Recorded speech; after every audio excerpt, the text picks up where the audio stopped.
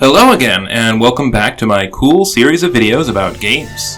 Last time we looked at Deadly Alliance, the beginning of the 3D era. This time we're looking at the follow-up, Mortal Kombat 6, or Mortal Kombat Mystification, or Mortal Kombat Deception as it's commonly known if you're not French. Where Deadly Alliance was a confident but fairly simple step into the new console-only 3D world, Deception expanded and upgraded the game in almost every way. Nearly everything is back from Deadly Alliance, but they've added an overwhelming load of stuff into the mix to give you a shit ton of shit to do. Deception plays way better and feels more responsive than Deadly Alliance. I had thought going in that my memory of this may have been wrong because I knew Deception first, but no, this game feels good, and while there is some clunk inherent in it being a 3D fighter, I'm still into it. The opening cutscene here picks up after the events of Deadly Alliance, and surprise, surprise, pretty much all the good guys fucking lost. Some old guy narrates as we find this out and watch Raiden get his shit kicked in. I loved watching this opening fight, and it's clear the team put a lot of work into it. Raiden gets beat, and another surprise, Quan Chi and Shang Tsung decide to break up then and there. Then, as Quan Chi is celebrating his victory, we see some Jurassic Park thumps, and this new Dragon King rolls up like a player. So, seeing this big bad guy, the Deadly Alliance reform, and then Raiden teams up with them to blast the fuck out of Oh, well, they failed.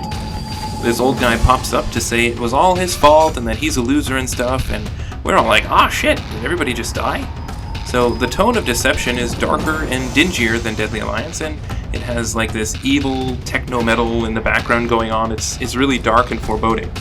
This is established right here when we see that everybody's pretty much dead, and Raiden does a suicide only to find out that he didn't really do anything. So for me personally, Deception was kind of a big bullet point in my life. As I've got into, we had a bit of a hiatus in the early 2000s, and I kind of want to paint you a picture of what that was like to make this story about a video game more dramatic. So like we said, I was a cool-ass, dope-ass kid, and I was way into Mortal Kombat in my formative years, but then we got Christian, and not like regular Christian. Our family was hardcore. Suddenly, video games were off the table. Maybe I could play some Tetris for a while, and I was allowed to do like T-rated licensed superhero games and stuff, but violence was completely out. For like 5 or maybe 7 years, I was not really allowed to watch much TV, and it escalated to the point where I felt guilty for even reading comic books or books that were not specifically Christian. During that time, we also went vegetarian, and I was homeschooled through all of my childhood, so I had all these components that would really turn someone into a whacked-out weirdo, you know? So, imagine this. A sheltered homeschool kid, no video games, no movies, no meat, no comic books, praise the Lord, suddenly gets ripping up dudes, smashing them through walls, chopping off heads, boom, blam. I remember the day that my dad brought a brand new copy of Mortal Kombat Deception for the Nintendo GameCube home with him, and we checked it out together. It blew my little mind. It felt like being reunited with a long-lost friend. I was back to being cool and having my cool Scorpion and Sub-Zero pals back with me. Anyway, this was the first Mortal Kombat I'd played since renting Mortal Kombat 4, and the first one I had at home since getting Trilogy from like a Blockbuster clearance sale or something. So I have a lot of memories tied to Deception, and most of them are with my dad, so in a weird way this is kind of a wholesome family game to me. Unfortunately, behind the scenes of making this video, I somehow recorded several hours of the wrong screen, so I have a blank screen with a bunch of audio that I had to re-record, but I didn't really mind it because I enjoyed playing this. So you'll see here, these were all videos that I recorded the wrong thing, and even when I went to re-record, I forgot to press the record button, so some of these are thrice over. I did these 3 times. So that's the dedication I put into making my videos, I guess. After Deadly Alliance revitalized the series, Mortal Kombat 6's development began pretty quickly. It only took 2 years to get the new game out. So, if Deadly Alliance had a shitload of content, there's no way to say this other than that Deception had a fuckload. The team got their feet under them with Deadly Alliance, and now they were sprinting. The team was fucking huge compared to the humble 4-man beginnings of the series. You can unlock pictures of the team in-game and see everyone from the lead guys like Boone and Vogel down to the testers and even quality assurance teams. Boone was the main guy again, kind of overseeing everything. Not really in a programming role this time, but more in a general supervision. And Vogel took the part of the main storyteller again. We see the same names like Fortin and Tony Goski in here, along with a bunch of new artists, programmers, and now an entire online team. From what I could gather, it took almost a year for the engineers to find out if online gameplay was even viable in 2004. When it was, the GameCube was dropped for a while because it didn't have the same online functionality as the other big boys, the PlayStation 2 and Xbox. Boone wanted the game to be unpredictable and pretty special for the fans, so the team took a lot of fan feedback on things like gameplay and playable roster. This was around the time the internet was getting easier to use and more people could post shit online. This gave the team ideas for what to include in the game.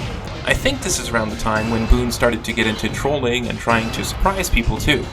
You can still find some of the information that was leaked or sent out to websites and magazines back in the day, and that's pretty cool. They were aiming for something darker and more realistic than before in this game, and I think they nailed it. The biggest promotion I could find for Deception was the TV and magazine ads you can find in the game itself, and some old preview articles online. No shitty new metal this time, but there was a Game with Fame hosted by Xbox Live in 2005 where you could play against Rise Against. Let's get into the gameplay. At a glance, the gameplay systems introduced in Deadly Alliance are pretty much all intact here, and you're pretty much doing the same stuff. But at a deeper level, I was surprised to find that the gameplay is enhanced in a lot of ways. It's overall more responsive and it flows better than Deadly Alliance did. The 2 martial arts and 1 weapon system are largely the same in Deception, and the dialogue combos and specials are what you're going to be using for the most part. The engine is still 3D with grabs and throws and all that stuff, so the basic building blocks are the same. The weapon impalement stuff from Deadly Alliance is gone, but now you can pick up several special weapons on certain stages, like a big hammer, a big axe, a sword, stuff like that. It's kind of finicky, but they're cool to look at and they're cool to use too. While you're still not running in this game, there are more meters to watch, which indicate the stance if you're blocking or if you're vulnerable. It has a little indicator up at the top. There's also the introduction of breakers, which allow you to stop all incoming damage and push your opponent away 3 times per match. In Deception, it was 3 times per match. I know there's still breakers in Mortal Kombat today, but it's quite a bit different than it was back then. Stuff like the shoves and reversals and the weird Mario Mushroom power-up moves have all been removed from Deception. One of the most welcome additions, to me at least, is the return of the universal uppercut, which was not universal in Deadly Alliance. You want to press down and high punch and do an uppercut? Well, you can pretty much all the time. And you know those boys are going to land on their neck.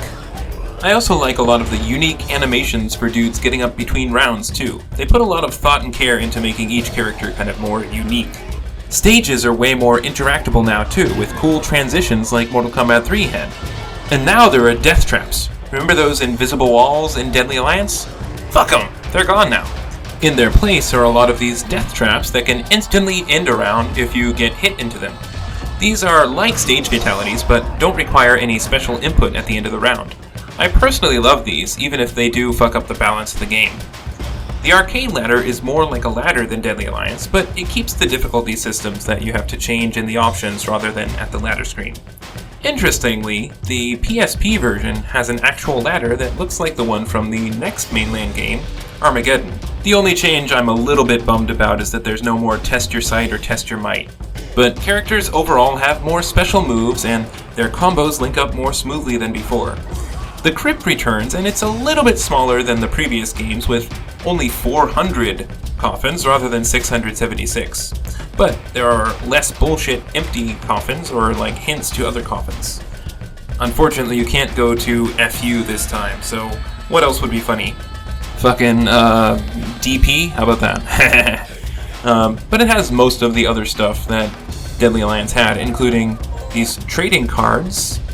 You can find bloopers that are in shitty quality since this is the GameCube. I think they were in a slightly higher definition, but it was 2004, so give me a break. You can find a lot of production art, you can find production pictures, you can find all these videos, and of course characters and stages and all that shit too. These trading cards are especially important. I wish I had these trading cards when I made my first videos. They have some more interviews with the cast and more info about things like Goro. Here's the guy who played Jax. I like watching these things. And my dad really especially loved this scene with Shujinko. Check this out. Oh, Master Boraicho, crack the dojo window. Yeah, that really cracked him up back in the day. I'm gonna have to talk to him and ask if he remembers this, because it was something that we referenced all the time in 2005 or whatever. This time, the crypt also contains coffins you can't unlock without a key that you find in the Conquest mode. Unfortunately, the unlocking of some of the cool shit was one of the things that I made a fucky-wucky on, so you can look at these keys that I used instead. But then we get to Deception's version of Conquest. Conquest is way bigger than the glorified tutorial that was in Deadly Alliance. This is like a full-ass RPG disguised as side content. My dad and I played this, and I remember it being massive.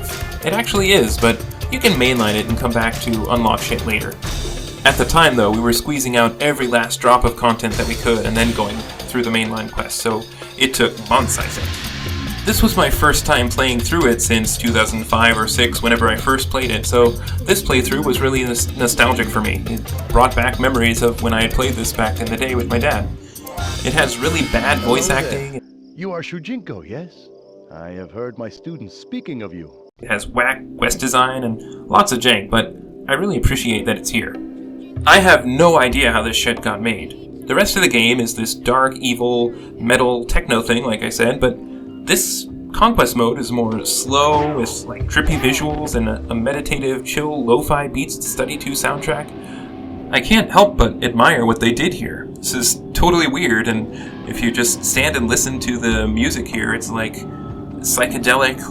I can't really describe it, but it has a tone that I haven't really played in any other game.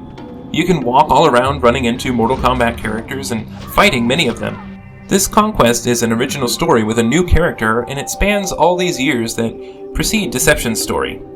It seems like they really needed a cool new dude to take over as the protagonist after they killed off Liu Kang. This kid Shujinko is kind of boring, but we do see him in his quest go from kid to adolescent to young adult to the old dude character we end up with. I'll talk more about it in a little bit. Like I said, Deception also introduced online play. Aside from that X-Band thing we talked about in the SNES and Genesis, this was the first time Mortal Kombat went online. The initial Xbox and PlayStation 2 versions featured online multiplayer, which I never experienced personally. Online gameplay was still not standard at the time, so it was pretty ambitious. The base roster looks like this on the GameCube. There are 6 characters to unlock. On other versions, there were 12. The PSP actually had no unlockable characters since they were all unlocked from the start. As always, there were rumors about super unlockables like Motaro and shit. Imagine having Motaro in a 3D game, huh? Yeah, right. This was even put out on GameSpot.com at the time. But the game did have some actual big secrets, especially in the Conquest mode. My dad and I spent hours looking for secret chests, and the music and tone in here makes you feel like anything can happen. Conquest has a day-night cycle, and some of these require you to be at a certain place at a certain time on a certain day, like this chest that only appears on Friday at midnight behind Jay's tent. Not in it, not to the right, not at 12 p.m. I remember getting this one back then and feeling really proud of figuring out where it was and when I was supposed to find it. Conquest is full of these types of obtuse puzzles to solve, and it can be frustrating if you're trying to unlock the whole roster and costumes and all that stuff. Personally, I say Conquest is great though. The Conquest story starts out before the events of the first arcade game, and it goes all the way up to the beginning of this game's opening. It starts out in this little village as this kid Shujinko plays Mortal Kombat and learns lessons from Boraicho. You can run around here and do quests which are kind of silly. Pick up meat to give to this guy, wake up this dude's sleeping brother, punch this dude in the mouth to knock out his tooth. What is this, Yakuza? You meet this floating orb, Damashi, and our little dumbassie agrees to go on a quest for him to pick up the Kamedogu for the Elder Gods. After this little tutorial area, you get to explore the Mortal Kombat world, meeting and learning fighting styles from each of the characters you encounter. As you progress through the story, you'll enter 6 different realms: Earth Realm, Nether Realm, Outworld, the Order Realm, the Chaos Realm, and finally, Edenia. In the third-person running around part, you can talk to or punch pretty much anyone, and then when you get to a fight scene, it turns into an actual fighting game. You get to meet Sub-Zero, Scorpion, Ermac, Melina, and a bunch of other new doofuses too. I can't go into too much depth here because watching all of Conquest is going to take like 5 hours. So there's a lot of stuff here, and I'll go over it briefly. Some of the stuff that stuck out to me, like running around in Netherrealm, you meet these dudes walking around and speaking backwards, saying shit like this. If I reverse it, it sounds like this. One of the things that made me laugh as a kid, you can see Mocap, and when you punch him, he says, "Oh, my balls!" Which I realized just this year that it was about the balls on his suit. You meet this weird modded scorpion at one point and fight him, and you can fight dudes who aren't even in the main game, like Shang Tsung, Quan Chi, and Jax. So the game is you run around doing this quest and getting old, and you learn about all these different characters. Then the light guy, Damashi, who keeps popping up throughout your life, well, it turns out it's the Dragon Man, and he betrays you. Wah wah. That's how the story of Conquest ends. It's when the Dragon King comes back, and then Shujinko says his stuff in the beginning. It was all my fault, and it was. I remember beating this back then, and playing for hours and hours more, trying to get everything. Sadly, I think my last memory of Conquest was getting stuck behind an invisible wall, and accidentally saving and quitting, rather than just quitting.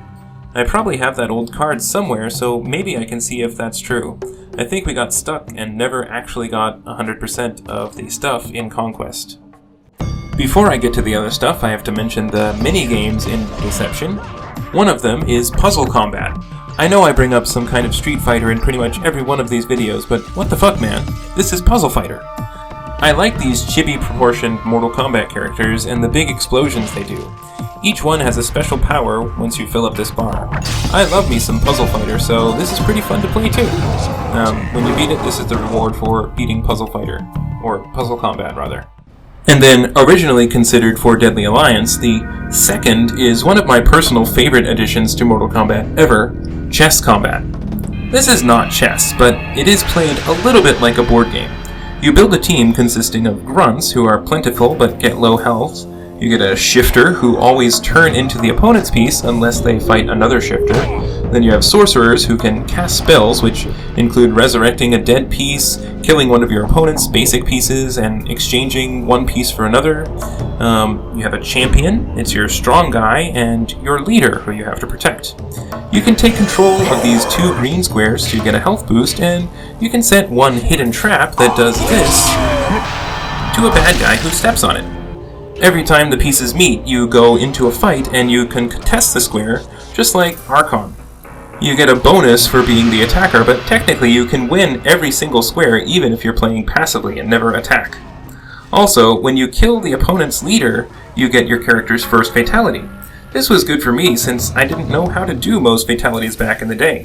Sometimes I'd throw a fight just to make sure that I kill the opponent's leader with the character whose fatality I wanted to see. When you finish this mode, you get stats and stuff showing how many pieces you took, how many fights you won, etc. This, I think, is one of my favorite things that Mortal Kombat has ever done, and I wish they would bring something like this back, because I really love it, and I think it would be fun to have in a competitive sense. But yeah, fatalities. We talked about that a little bit with the stage things. Fatalities were brought back to the series standards, wherein each character gets 2 fatalities each. Remember, Deadly Alliance, each character only had 1. There are some pretty decent ones here too. Carlos Pacino led the team of animators and provided motion capture. This Melina one kind of messed me up back then. And the team also said this one was the most disturbing because Carlos Pacino was the one doing the motion capture for Melina's sexy moves. I think this game has some standout, pretty decent fatalities. There are some dumb ones, like this one here, and I don't know, I think they did a pretty good job, and I like that everybody has 2 of them. Oh, that was a wet one. On top of that, and exclusive to Deception, were Harakiris. They were included here, which were a way to perform a fatality on yourself after losing and rob your opponent of the chance to do a thing. Some of these are more creative than the fatalities themselves. In the crypt, you can find a lot of other concepts the team thought of for finishers too, like these torture moves or this wheel of pain and stuff like this. Deception came out in 2004 with its versions and ports coming in the years after, 2005 for the GameCube and 2006 for the PSP. It was released in 2 versions on the Xbox and PS2, Standard and Collector's Edition, which had a metal trading card and a bonus disc with a history documentary on it and an arcade perfect, quotation marks, version of Mortal Kombat, the first game. This was just about the time online forums and stuff were taking off and just before YouTube was a thing, so it's kind of cool to search on Google and see old posts about online tournaments from 2004.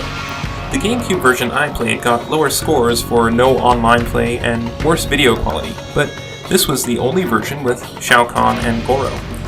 Then the PSP added 4 Deadly Alliance characters, Jax, Frost, Kitana, and Blaze. The entire soundtrack is all unlockable, and you can read comments about each track. Forden and several others gave some background info about each track. Some of the original game's tracks have been remade too. It's pretty interesting to go and read all this stuff. So we've covered what happens in Conquest mode, but this was before the main story took place outside of the arcade game, so the main story is huge as well. Following the events of Deadly Alliance, we learn that all of our good guys, including Kitana, Kung Lao, Jax, Sonya, and Johnny Cage, they all got beat up and lost, and we also see that Frost killing herself ending was canon, at least for now, and Sub-Zero was trapped in Outworld. Raiden's self-detonation at the beginning of the game didn't really do anything. He does blow up the Deadly Alliance and the cool palace that was built for Shang Tsung. So technically he did kill Shang Tsung and Quan Chi. He was the winner of the Deadly Alliance tournament, I guess. After the events of Conquest, Onaga now has his 6 artifacts, and he'll use those to make the One Being and destroy the realms.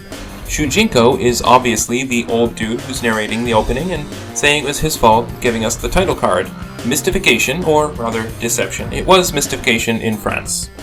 You thought Deadly Alliance had a lot of story, huh? Well, we just did all of that, and we haven't even covered a single character's ending. Who's still around? Well, Li Mei, Bo' Rai Cho, Kenshi, Sub-Zero, and Scorpion are still alive after the events of Deadly Alliance, and in total, somewhere between 26 to 32 characters are around in total.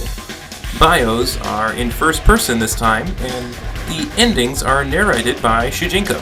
I'm gonna do the same thing I did last time where I lumped the bios and endings together into one thing. I'll start with this group of returnees from Deadly Alliance. So, first of all, Li Mei is reintroduced here in the middle of her Deadly Alliance arcade ending. Remember, she was about to be transferred into a corpse, but suddenly Bo' Rai Cho saves her. But it says that she's changed. He gets her out of there, but she's changed. She still uses Liu He Ba Fa from Deadly Alliance, but now Baji Quan has been replaced with Mizong, which was one of Bo' Rai Cho's styles in Deadly Alliance. And instead of sais, she now has a Kulan Dao sword. She also has a hat, and her alternate costume is some armor stuff. She has pretty much the same moves she had before with this projectile, and this kick thing, and a couple other punches. In her arcade ending, she fights against the Dragon King, but then his raw sexual reptile body is too much for her to handle, so she gives in to her urges and helps him win. They chase the gods away, and then she becomes the Dragon King's queen. Bo' Rai Cho is also back, and he talks about how he snuck in and rescued Li Mei, and he passed Raiden and his party on the way out. He's worried about Outworld. He now uses Sumo and Drunken Fist with his classic stick. His alternate costume is less belly shirt than before too. In his ending, zombie ghost Liu Kang visits and inspires him. He leads an army against Baraka's Tarkatan mutants, which inspires other people to rise up against Onaga. Then there's good old Kenshi.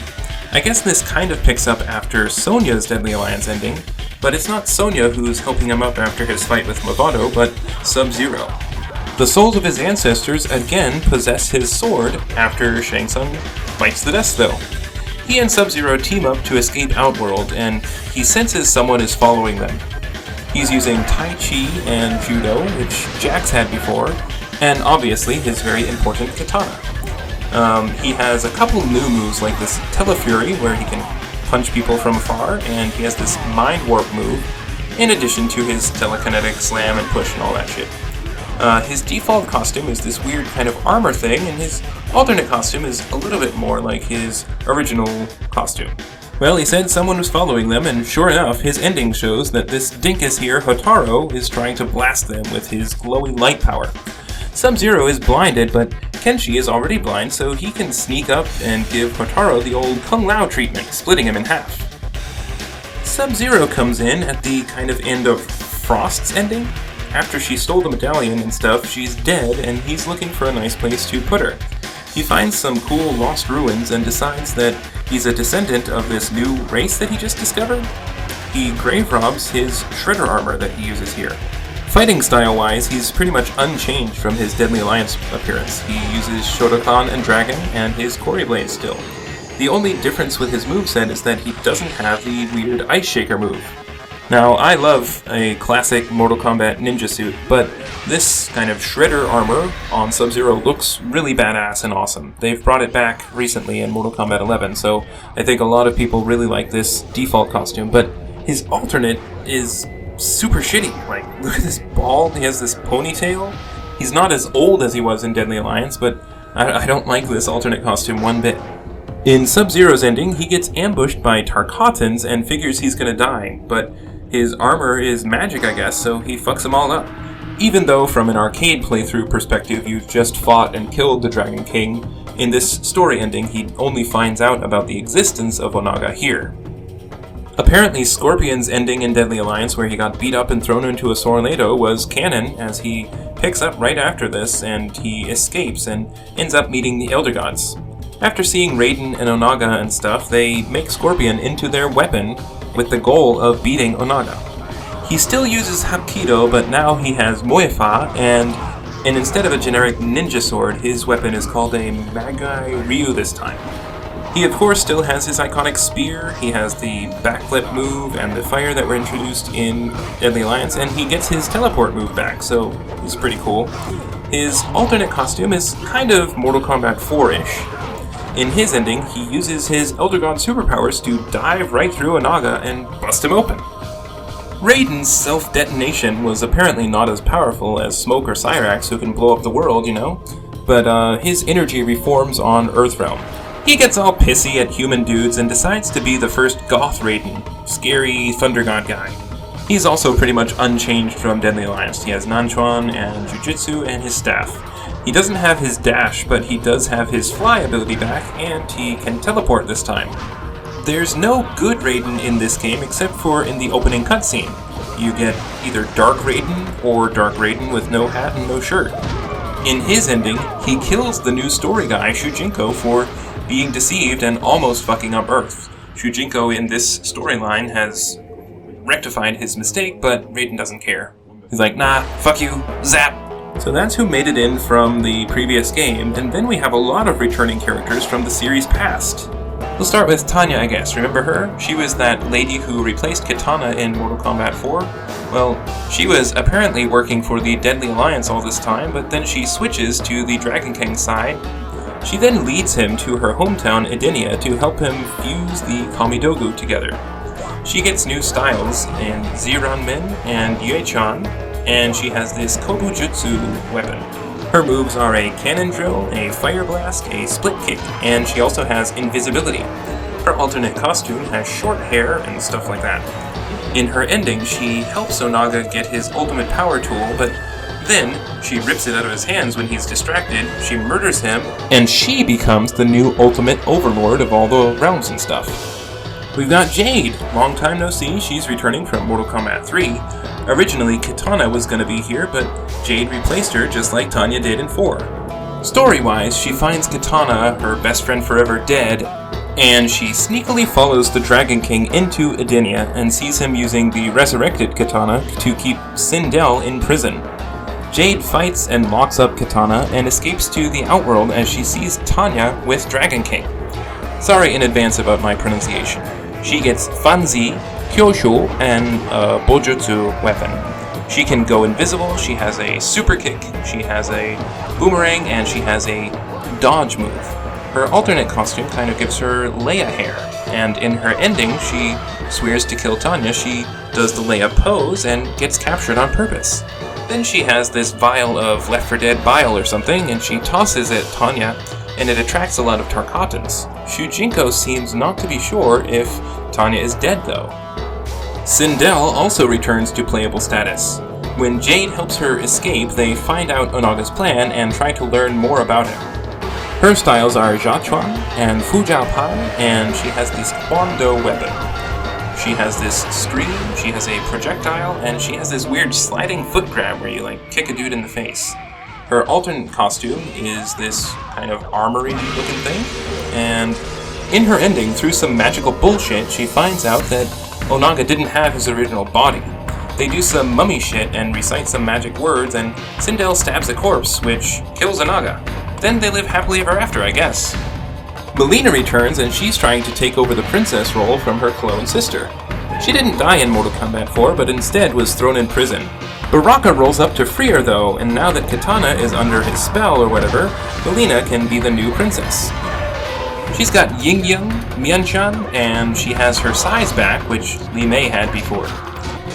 She has her rolling move, she can throw her sai, and she has her teleport kick, which I used to love spamming back when I just knew how to do one special move. Her alternate costume is kind of a teenage boy's fantasy. I think this artwork here was kind of a turning point for me in some awakening of certain things. Her ending sees her pitting armies against each other, and realizing her power, she decides to kill Baraka and feed him to the beetles like in the trailer. Aw man, those two were so cute together. But Baraka ain't no slouch either. Baraka is now serving Onaga, and the Tarkata, or Tarkatans, I don't know, this game keeps calling them Tarkata. Anyway, they're described as Outworld and Netherrealm babies. Like, Outworld and Netherrealm guys get freaky and make Tarkatans. Anyway, Mileena does her commands, and the Tarkatans draw the other guys away. Baraka has Silat, Hungar, and he uses his blades as his weapon. He has his usual projectile, he has this Mutant Blades dash move thing, and he has his Chop Chop blades. His alternate costume is kind of a little bit more armored. In his ending, when he finds out he's been betrayed, he leaves his Tarkatan dudes to fight Sub-Zero, and he goes to kill Mileena. Man, I hate to see my friends break up. Cabal Zack is here after Mavado beat him and took his swords. He had given up his Black Dragon status, so maybe that's why Jarek and Kano were thought to be the last remaining members before. Anyway, new guy Havoc convinces him to go back to the Black Dragon. Now he's recruiting young, new Black Dragon recruits. His styles are Sun Bin, Goju Ryu, and obviously he gets his hook swords back from Mavado. He has his Nomad Dash thing, he does a Plasma Blast, and he has this weird headbutt move called the Nomad Touch that just makes you headbutt your opponent and you both fall down and really hurt. His alternate costume is kind of weird and it makes him look really skinny. His ending has him taking over Onaga's power to raise the dead, which is apparently his heart. Then he murders Havoc, and Havoc thinks that that's cool.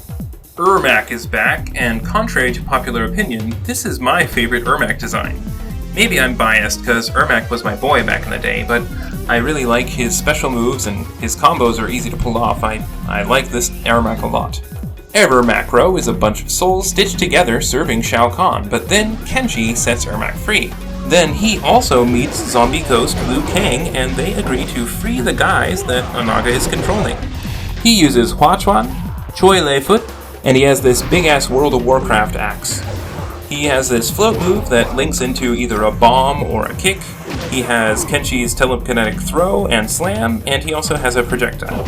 His alternate costume is kind of weird and it just shows more skin. I don't really like it. In his ending, he overpowers Jax, Sonya, Johnny, Kung Lao, and Kitana, and as he's taking control of them, Liu frees them, and Ermac is happy to do a good deed. He senses an ominous bad force though, so I don't know, his ending is kind of foreboding. But he does help to free all the good guys. He's a good guy in this one. Nightwolf is back too, and he comes in and does this ritual to corrupt his soul so that he can enter the Netherrealm. He uses Val Tudo, Taekwondo, which previously Sonya and Mocap had, and he has these tomahawk weapons. I guess that stands to reason, as he's a Native American. He has his Spirit Arrow, he uses this Rhino Charge, he can call down lightning, and he also has a reflector that can bounce projectiles back at other people.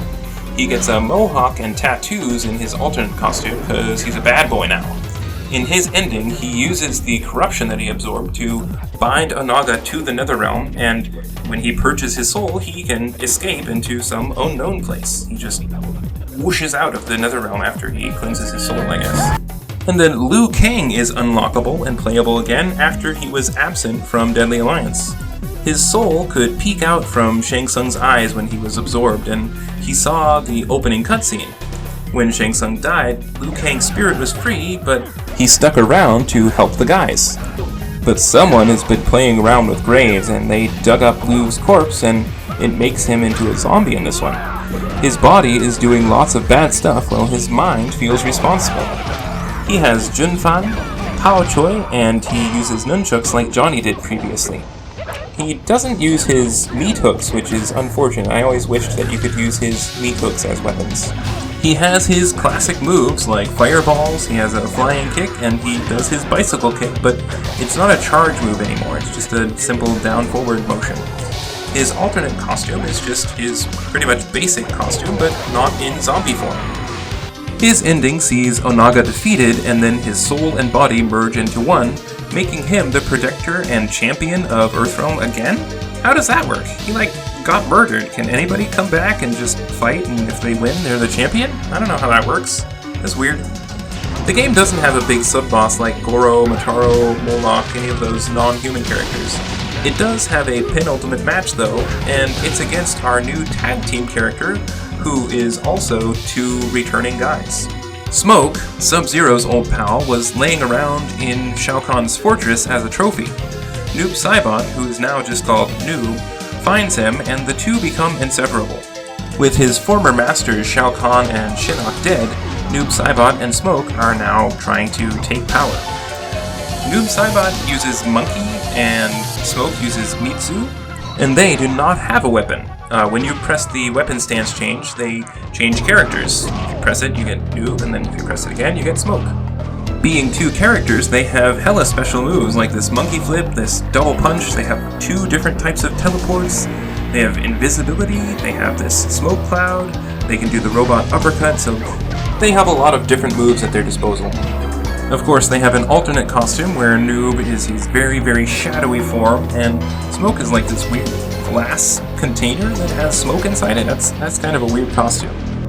In their ending, they plan to go to the Netherrealm and make an army of cyborg demons, so like Doom, but someone's following them. It's Sub-Zero. This is where the Noob Saibot is Bihan story is finally solidified.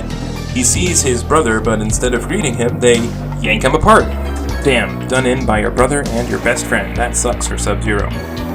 So now it's time to talk about the new characters in Deception. They're not really as bad as Deadly Alliance's new guys, but they're all just so generic and forgettable. Which one could argue is worse, I guess. I mean, I'm not ever gonna forget Su Hao's dumb face, but can I remember Hotaru? Not really. I'll say this time that Havoc maybe is the least worst, or at least the least bland. Originally he was called Scab, but then they decided that he was gonna be Noob Saibot, and then finally he was turned into his own weird character. Fans of Mortal Kombat comics, I guess, have a lot more to go on with this dude, but I haven't read those. What am I, a nerd? He's from Chaos Realm, so he's into freaky shit like war and riots and junk. His main beef is with Hotaru, another new guy. Being that he's really super hyped up on Chaos, he leads the guys to Onaga to make them fight. He wants to just have fighting going on all the time. He uses one style from each of the Deadly Alliance. He uses Snake, that was Shang Tsung's style, and Tang Soo Do, that was Quan Chi's. Then he also has a Morning Star weapon. His moves are all weird. He has this torso spin where he contorts his body around. He has a diving corpse, like he bends over backwards. He also cracks his legs. He can snap his head around, and he has just a taunt. I don't know. He's weird. He's a weird dude. His alternate costume has a hood, and this was originally going to be Noob Saibot's fit until they decided to give it to him. His ending has him eating Onaga's heart, which, as we established in Cabal's ending, it lets him do a resurrection spell. It lets him resurrect Shao Kahn so he can reap the chaos that will bring. I'll talk about Ashra next, I guess. I guess she's okay. Also, both of these people are playable in the new game, so go figure. She's a demon woman from Netherrealm. She disobeyed Quan Chi once, and so he used her sisters to try to kill her. She finds this cool sword that removes the taint of evil from her. She has Chu Jiao, and she uses Kitana's Bagua style from Deadly Alliance, and she also has this Chris, her weapon. She has moves like Heavenly Light, She has this blast move, and then she has kind of a spin cycle, like Kung Lao's spin, and a torpedo, kind of like Raiden's move. Her alternate costume has no hat, and she kind of just looks like a generic lady. She wants to leave Netherrealm, and if she were to kill someone like Noob Saibot, she could do it. She does. She just murders evil Noob Saibot. Smoke is spared because maybe he's still good, and when she gets sent out of the Netherrealm, the sword stays in the realm for maybe the next guy to come and purge some demons. The rest of these people are all just above the shit tier. I'm not really repulsed by any of the rest, but they don't really elicit any emotions at all. You know, the opposite of love is not hate, it's indifference, you know? So, Dairu, he was planned for Deadly Alliance, as I said before. He was an Order Realm dude, but he had one slip-up and killed someone, and so he got sent to the Slammer. He comes out and becomes a rebellious, neutral, mercenary guy. He has Wing Chun, which was Movato's style before, and he has Eskrima, which was Quan Chi's style before. He also has an Adam Dao sword. He has moves like this Tombstone Drop. He has this weird exchange move. I like how they're confused after this happens. It's a weird-looking move. And then he has this leg projectile. His alternate costume is, well, this. I don't know what to say about it. He's hired to kill this dude Hotaro, and he does like an honorable Ghost of Tsushima announcement type thing. He fights and kills Hotaro with honor, but we never get to know who hired him because Hotaro dies before he tells him. My guess is that it was the same guy who hired Sub-Zero in the first Mortal Kombat to kill Shang Tsung. Then there's fucking Darius. He's this terrorist guy, or hero maybe. He's an anarchist. He's smart, and he'll do all kinds of fucked up shit to keep people on his side. I think he was the one who manipulated the last guy, whatever his name was, into fighting for him. He has Shinto Ryu, and he has Leopard stance from Nitara. Around this time, I remember there was a Def Leppard ad on the radio, which I didn't really listen to that often, but I do associate Def Leppard with this guy. He also has gauntlets, he has this blast, he has this twisty kick, he has this chest crunch, and he has this target practice. In his alternate costume, he takes his shirt off. I like some of the concept art of his alternate costume that he was going to be like a spaceman, but anyway, he takes his shirt off. His ending has him stealing some paper, this Declaration of Independence or whatever, and he also beats Hotaro, and he does a revolution. Alright, so I keep bringing up this bitch. Hotaro is this fucking Order guy who's on Anaga's side because Anaga will force peace. He's now working with Baraka, and he goes out to capture Sub-Zero. He has Bashan Fan, and he has Scorpion's Pigua style, and he has this Naginata weapon. He only has a couple moves. He has this Grasshopper move, and he has this Lava Burst move. His alt costume puts a helmet on, and he doesn't have his dumb flags on his shoulders, so that's an improvement. His ending is on the other side of Kenshi's ending. He kills both Kenshi and Sub-Zero. Nah, man. Fuck that. That ain't canon. That ain't cool. No thanks. Kira is what comes out if Sonya and Kano fucked. Like, really, she's half and half. She's the first new Black Dragon under Cabal. She comes into the story as an arms dealer disguised as a man. They're also anarchist. She gets Kano's Zingyi and Sonya's Kenpo. She has knives just like Kano and a lot of the same combos that he had in Deadly Alliance. She has a Kano ball, she has a Sonya kiss, and she has this other Nightshade projectile that I guess is her own thing. Her alt costume is like this biker leather, and her default is like a 2004 NVIDIA graphics card box. In her ending, she's pit against the other new recruit, and she kills him. That's about it. Who is the other new recruit? Well, he's Cobra, who is Ken Masters in all but name. He learned to fight on the streets, and he wants to hurt people. He gets a taste for killing, and he gets released from the police custody by these two. He has Shorin Ryu, he has kickboxing, and he uses Sonya's Kali sticks. His moves are a windmill kick, he has this burning fist, his telepunch, he has a chi blast, and his alt is him in a hoodie. His ending has him attacking the good guys after they defeat Onaga. We get Shujinko, who was the dumbass who you play as in the story mode. You spend all that time doing a fetch quest for the Elder Gods, and then you find out it was Onaga doing the talking. They bring up the one being here, which is, I guess, when all the realms merge together, they become this one being. I didn't notice this before, but Mantis and Shaolin fists are actually Kung Lao styles from Deadly Alliance. Then he has this Dantian Dao sword. He learns all these moves from a bunch of different fighters, but you have to unlock them. You can either have the least specials in the game, or the most, depending on what you've done in the Conquest mode. A base Shujinko is no good, he doesn't have any specials except a grab, but in the end, he gets overpowered. He gets Scorpion Spear, he has his own line delivery of Get Over Here, which is pretty choice. He has Sub-Zero's Ice, he has Liu Kang's Bicycle Kick, he has Ermac or Kenshi's Teleport Slam, he has a Flaming Fist, he has this flying move, he has a Slip Kick, he has a Slide. He can be way overpowered. For his alternate costume, he just shaves his head. Shujinko's ending has him just using the power of friendship to kill Onaga. Onaga is the only non-playable character here, and he's a big guy boss. Once you find out that you can smash his Kamidogo and stun him though, the fight becomes pretty easy. You just smash, do your best combo, get away, repeat until he's dead. He has some cheap stuff, but he's overall one of the easier bosses to defeat in Mortal Kombat. He has a goofy voice too, I think his roars sound dumb. He was the old ruler of Outworld before Shao Kahn poisoned him. Now he's back and he's stronger than ever. If he succeeds, he'll awaken the One Being and everything else will no longer exist, I guess is the stakes here. The only style he has is Dragon, but I don't think it's the same Dragon that Sub-Zero uses. He's got this Fireball move, a Flame Breath move, and a Stomp, and he has this Slammy Grab thing. He also kind of has an ending, even though he's not a playable character, but you can find this hidden away in the bonus content. It would have been him merging everything into himself and becoming the One Being. Since I had the GameCube version, I also associate Deception with having Goro and Shao Kahn. They're playable only in the GameCube version to make up for the no online. I guess this is the winning team because we've never seen Shao Kahn and Goro working together canonically until now. Goro is revealed actually not to have died when Noob Saibot attacked him. He is revived by Shao Kahn, who agrees to banish the centaurs if Goro will help him. We see that the body that they buried was actually a fake.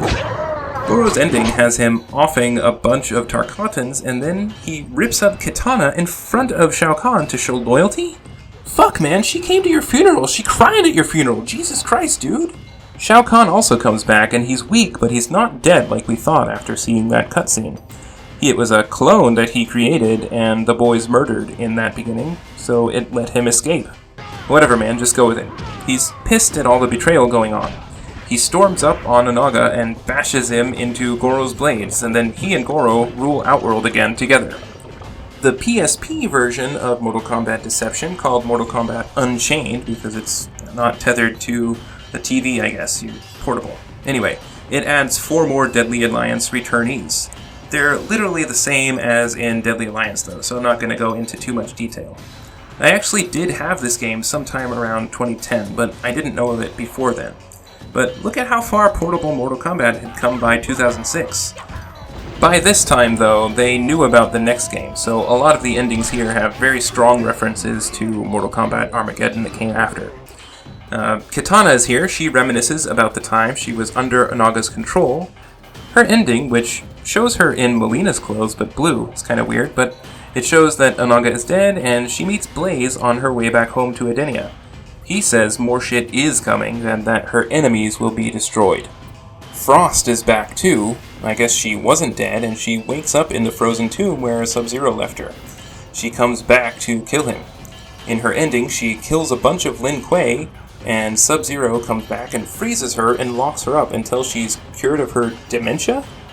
Nah, man, I think she's just evil. You gotta just kill her. But anyway, yeah, he locks her up. Jax is back, and he remembers being under Onaga's control, but after Liu Kang's ghost frees him, he's ready to kill Onaga. He's super duper pissed, and he kills Onaga with his own Kamidogu. Shujinko's like, damn man, I hope you got all that out of your system. And then Blaze is here again. You know, the silly background character from Mortal Kombat 2 and the silly bonus character from Deadly Alliance?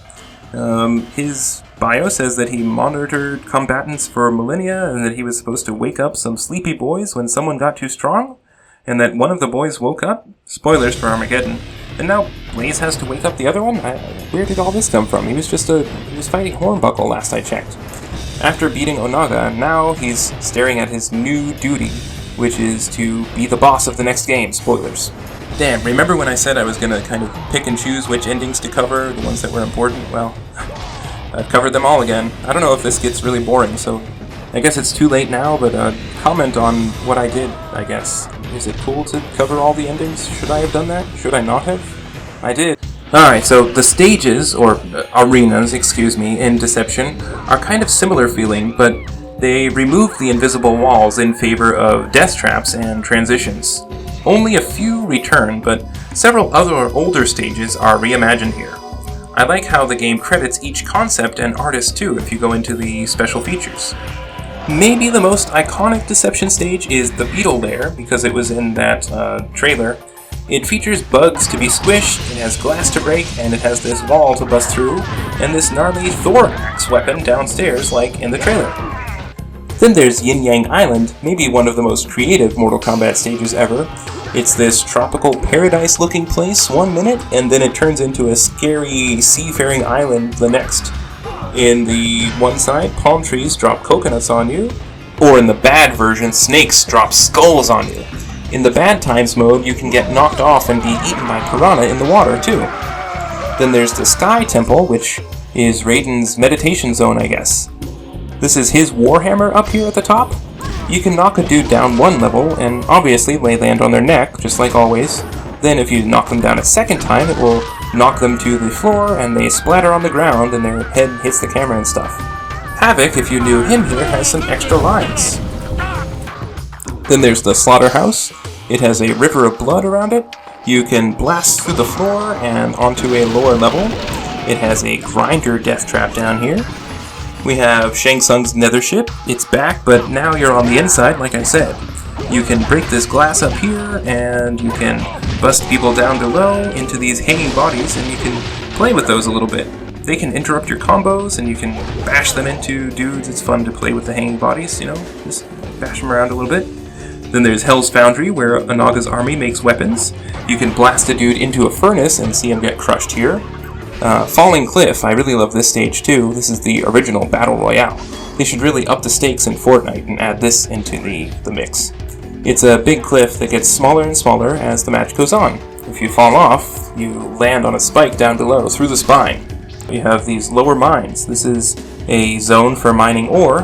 This has 3 different ways to get got. There's this mechanical head at the top that just bites down on you, kills you. There's this grinder on the second level, and then you can also get thrown into this pit of lava. It's a pretty dangerous place. You have this dark prison, which is way under Shang Tsung's palace, apparently. I like this one because you can see most of the Mortal Kombat roster in the cells at different times, and they'll reach out and grab you. There's also this spiked crusher over here that does what it's supposed to. There's the Chamber of Artifacts. This is a big-ass glass building with a sword to bust out. You can smash through the floor to the lower level and use this sword here. The pit makes its return. It looks a lot like the original ones, complete with a moon and a shadow. This one has a similar spike death down at the bottom. You can also unlock all these other stages. There's the Golden Desert here, which was one of my old favorites. The camera on this one starts a little bit zoomed out, I think. It's a little weird. But it has this big statue trap on one side and a cliff on the other side. You have Liu Kang's tomb. It's a pretty simple stage that also has a weapon. It's close to the Wuxi Academy from Deadly Alliance. You have Dragon Mountain. It's this mountain with a dragon statue like we've seen before. It has this transition to the lower level. We have the Kwatan Palace that's here again, returning from Deadly Alliance, but this time you can use the lava to make your own burial of your opponent. Then Quan Chi's fortress, as I said, is back here, and this time it has a spiderweb laser grid underneath that will dice you up. The Nexus Arena is the realm hub from Conquest mode.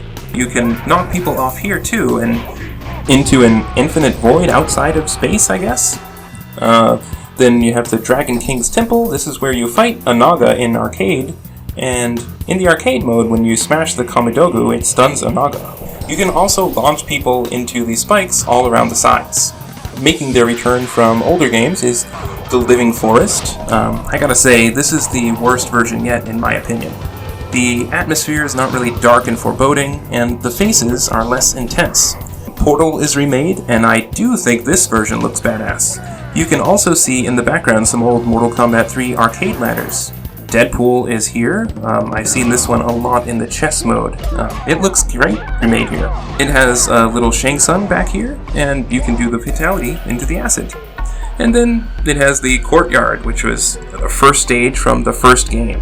And it's recreated here pretty faithfully. It has the monks on the side. It has the Shang Tsung throne in the background. I don't know. I don't really have complaints about this one. So they did a lot of fan service with these stages. I was happy with the stage selection in this game. I do wish that they had like the flying machine from Deadly Alliance and some of those other ones that didn't have stage fatalities. I think they would have pretty cool ones if they were remade, but yeah, you can't get everything. There were no super weird ports this time. The PSP version was pretty decent, especially considering every Game Boy and other handheld version preceding it. And I think that's about where I'll wrap on Deception. This game was way better than I remembered, honestly. I had kind of written off this whole 3D era, but this one especially is very nostalgic for me. Similar to how Mortal Kombat 2 improved on Mortal Kombat in every way, Deception did pretty much the same thing over Deadly Alliance. It was super ambitious, but they pulled off what they set out to do here for the most part. It's not perfect, and I still think it's janky in a lot of ways. Mortal Kombat was on another big upswing with this, and Shaolin Monks the following year. I'll have to cover that sometime. It's dope as shit. With all that said, I don't think I can rightfully put this over Mortal Kombat 2 or 3. I think this is fun now, but it requires a lot of memorization that those games just don't. They're more fun to pick up and play today than this, I think. I'm going to put it here in 3rd place. It's a lot of fun and took big swings with the story that some people really liked. So, currently, the best game ever is Mortal Kombat 2. Well, wait, I put 3 up there, didn't I? So, some form of Mortal Kombat 3. And then way at the bottom of the barrel is the first Mortal Kombat. This was leading up to another big moment in Mortal Kombat 3 with the next mainline entry, but we'll get to Armageddon next time. I want to say thanks a lot to everyone who's checked my stuff out. Seeing all the comments on Deadly Alliance and the new subscribers was really encouraging. I'm going to keep making these videos regardless, but I'm glad that people are along with me for the ride. I guess this will probably be the last video I get out before the new Mortal Kombat 1 comes out. I'll be playing some of that soon, but I'll try to get my next video out soon too. See y'all soon. Thanks a lot for watching, and if you enjoyed this video and you're not subscribed, consider doing so. You don't have to, but I would appreciate it. Thanks a lot, and I'll see you next time.